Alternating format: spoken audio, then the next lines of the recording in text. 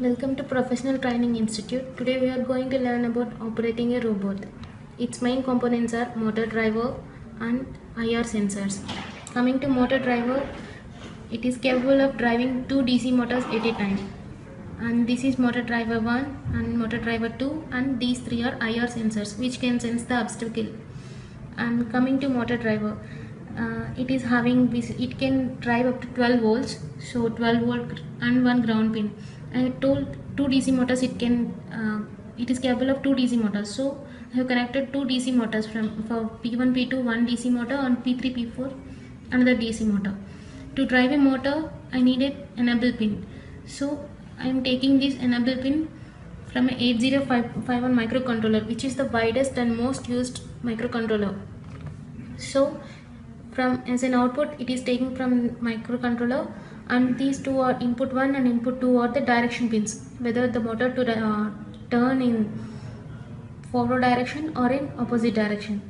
And this set is same as before, and this whole set is used for motor 1 and this whole set is used for motor 2.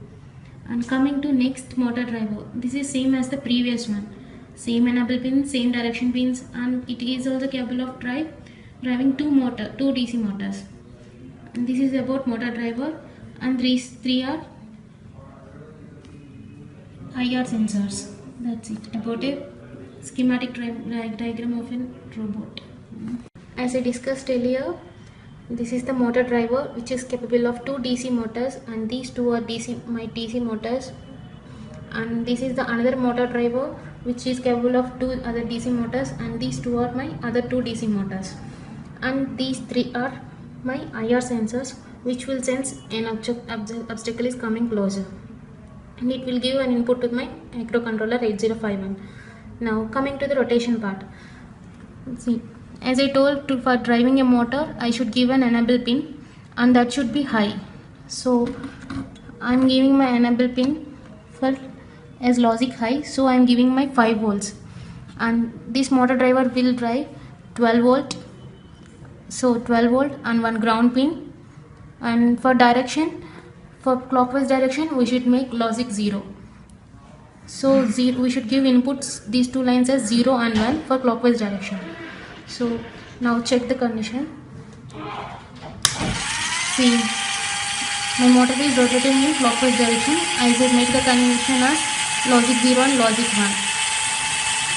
If I interchange my inputs, that is interchanging logic 0 and logic 1 as 1 and 0, now my motor should run in anti-clockwise direction.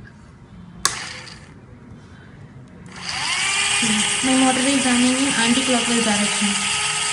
This is how my motor driver drives one DC motor. Thank you for visiting. Thanks for watching video. This video is part of our 6 months project based training program. Subscribe us for more learning and updated information. Thank you.